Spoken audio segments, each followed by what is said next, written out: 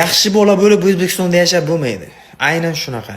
Agar siz jim yursangiz, sizni bosib ketishadi. Indamasangiz, sizni aldashadi. Mayli desangiz, sizni oxiriga qo'yib qo'yishadi. Bu yomon odamlar sabab emas. Bu bizda yaxshi bola tizimi ideal rivojlangani uchun. Bizani bolaligimizdan sindirishgan. Katta gapirma, jim bo'sh, sharmanda qilma.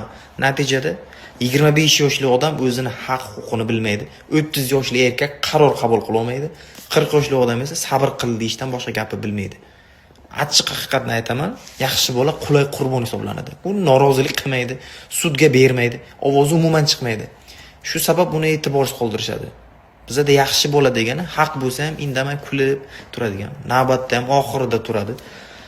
Aldanib chiqsa ham nasib emas ekan, endi nima qilamiz deydigan odam hisoblanadi. Lekin bu kamtarlik emas, bu tentaklik hisoblanadi.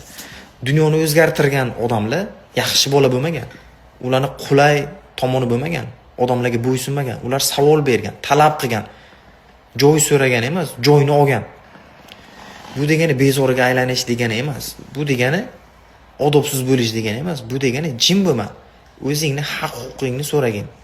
Kim nima desa moslashib ketavermagin. Yo'q deyishni o'rgangin. Yaxshi bola bo'lib yashab bo'lmaydi. Ayniqsa O'zbekistonda, hozirgi zamonda.